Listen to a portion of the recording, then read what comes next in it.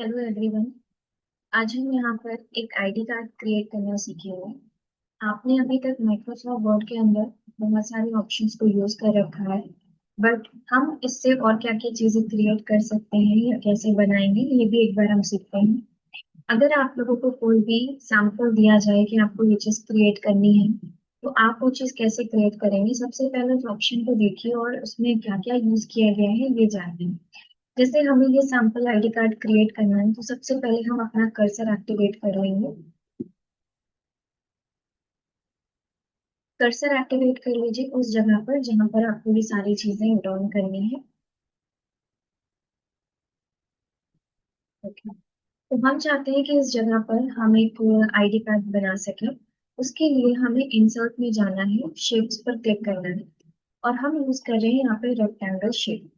Rectangle shape को आप अपने अकॉर्डिंग ड्रॉ कर लीजिए। जितना आपने यहाँ पे ड्रॉ किया है उतना ही साइज और हाइट आप यहाँ पे ऐड कर सकते हैं।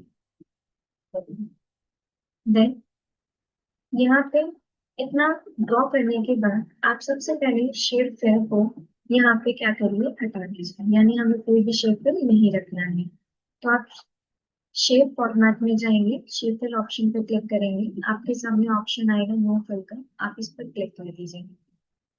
नेक्स्ट, हमने इस आईडी कार्ड सैंपल में देखा कि जो इसका आउटलाइन है वो थोड़ा थिक है और डार्क ब्लू है। तो हम भी यहाँ पर शेप आउटलाइन पे क्लिक करेंगे, डार्क ब्लू सेलेक्ट कर लेंगे, एंड शेप आउटलाइन पे क्लिक करके इसके वेट में जाके यहाँ पे 2.5 पॉइंट ऐड कर देंगे। देन हमने यहाँ पर देखा कि इस तरीके का एक शेप ऐड किया गया है जिसके ऊपर स्टार साइन भी है, यानी कि शेप है। तो आप क्या करेंगे, वापस से इंसर्ट में जाएंगे, शेप पर क्लिक करेंगे, और यहाँ पर आपको मिल रहा है आर्क ऑप्शन। आप इस पर क्लिक करेंगे और क्लिक करने के बाद इसे ड्रॉ करने के बाद इसे कुछ इस तरीके से ड्रॉ किया जाता है। ड्रॉ करने के बाद आप इसे एडजस्ट भी करेंगे क्योंकि बिना एडजस्टमेंट ये सही नहीं दिखता है। तो इसे एडजस्ट करके आप अपने अकॉर्डिंग पोजीशन दे दीजिए इसको। ओके। एंड अभी हम सेकेंड साइड नहीं बना रहे, पहले हम एक साइड कंप्लीट करेंगे, फिर हम यहाँ पर उसको डुप्लीकेट बना देंगे। तो हमें सबसे पहले शेप फिल करना है, इसे भी हम डार्क ब्लू रखेंगे। डार्क ब्लू करने के बाद हमें ये पता चल गया कि यहाँ पे कुछ छोटी सी प्रॉब्लम है, इस प्रॉब्लम को सही कर लेते हैं। इसके लिए इसे हाइट में थोड़ा सा इंक्रीज करना होगा, तो हाइट में इंक्रीज करने के लिए कर्सर यहाँ एक्टिवेट करेंगे, और आप अपने अकॉर्डिंग इसकी हाइट और विड्थ एडजस्ट कर सकते हैं। थोड़ा सा विड्थ हम एडजस्ट कर लेते हैं और इसे इस नीचे वाली पोजीशन में फिक्स कर देते हैं।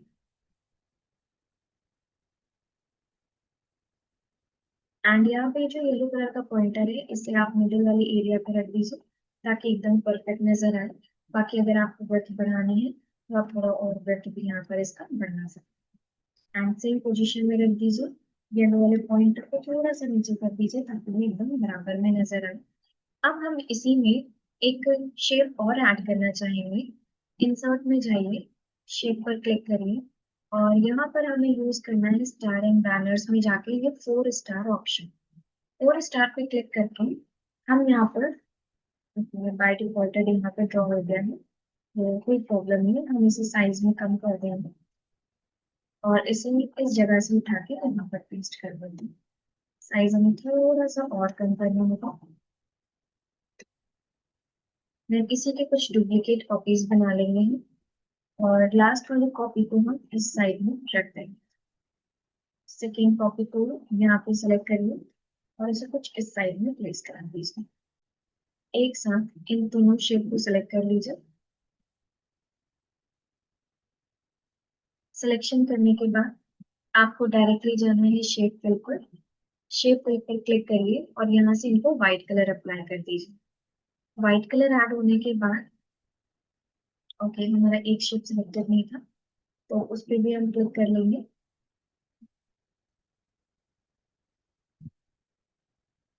क्लिक करके हम शेप फिल पे जाएंगे और यहाँ से हमने व्हाइट कलर ऐड किया। व्हाइट कलर ऐड करने के बाद आप इन तीनों शेप को ही सिलेक्ट कर लीजिए। सिलेक्ट करने के बाद आप इन्हें साथ में यहाँ पे ग्रुप कर दीजिए।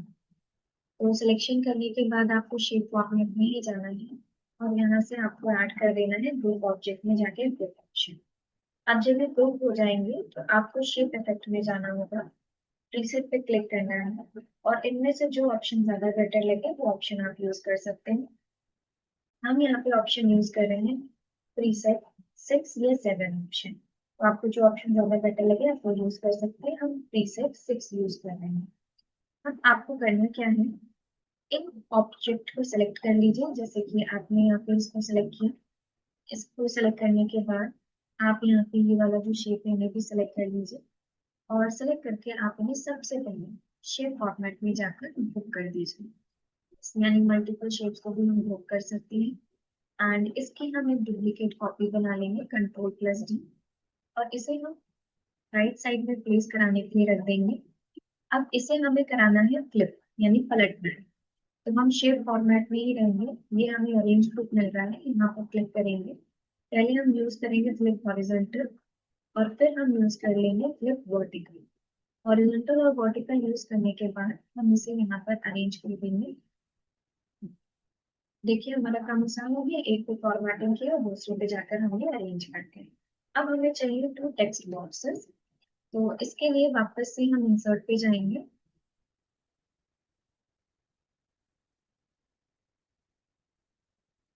इंसर्ट पे क्लिक करने के बाद हम यहाँ पे यूज करेंगे शेप और यहाँ से हमने यूज किया है टेक्स्ट बॉक्स। अब ये टेक्स्ट बॉक्स आप अपने अकॉर्डिंग ड्रॉ कर लीजिए, जितना भी आपको ड्रॉ करना है। तो हम कितना ऐड करें क्योंकि अभी हमें शेप भी ऐड करना होगा। अगेन इसकी एक डुप्लीकेट कॉपी बना लेंगे हम। शेप को सिलेक्ट करके डुप्लीकेट कॉपी बनाइएगा। तो ये हमने सिलेक्ट किया, इसकी डुप्लीकेट कॉपी बनाएंगे।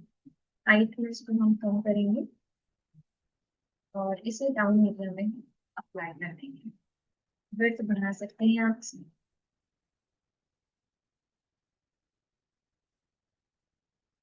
ठीक है। इन दोनों शेप को एक साथ सिलेक्ट कर लीजिए। सिलेक्ट करने के बाद शेप फॉर्मेट में जाइए और शेप आउटलाइन को यहाँ से कर दीजिए नन। तो हम यहाँ पे नो आउटलाइन कर देंगे तो एक साथ यहाँ पे दोनों से ही आउटलाइन रिमूव कर दी जाएगी। And next and last option है एक और शेप ऐड करने का। तो हम यहाँ पे एक रेक्टेंगल यूज करेंगे और इस पर्टिकुलर एरिया में हम ड्रॉ कर देंगे। ड्रॉ करने के बाद आप सिलेक्शन करिए और शेप टूल में जाकर इसे मूव कर दीजिए। देन हमारा ये टारगेट जो ऐड करने वाला था वो कंप्लीट हो गया है। अब हम लिखना स्टार्ट करेंगे। तो सबसे पहले हमें लिखना है नेम स्पेस डैश कोलन और अंडर स्कोर यूज कर रहे हैं। जहाँ पे माइनस वाला साइन होता है वहां पे आप शिफ्ट के साथ प्रेस करिए तो इस तरीके का आपको ये अंडर स्कोर साइन मिलेगा। आप ऐड करिए कोस space colon space underscore. Line वहीं तक ड्रॉ करिए, देखने में अच्छा लगेगा। देन लास्ट ऑप्शन है बैच।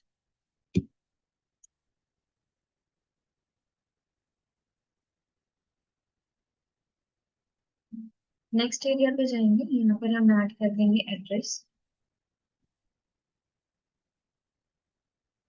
एड्रेस के लिए भी हमने यहाँ पे कॉलन ही यूज किया है और अंडर स्कोर साइन यूज किया है। एंड लास्ट फील्ड है कॉन्टेक्ट नंबर। कॉन्टेक्ट नंबर के लिए भी आप इस तरीके से अंडर स्कोर साइन यूज कर सकते हैं। अंडर स्कोर साइन नहीं दिख रहा है तो कोई प्रॉब्लम नहीं है, इसको थोड़ा सा आप बढ़ा लीजिए तो आपको यहाँ पे अंडर स्कोर साइन देखने को मिल जाएगा। Okay. तो यहाँ पे हमें सारे ऑप्शंस मिल गए हैं।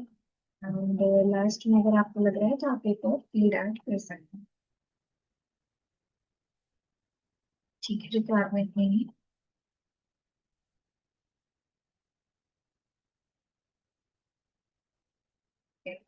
अभी आप चेक कर सकते हैं कि यहाँ पर जो हमने फील्ड बनाई है वो बिल्कुल एक ही जैसी है।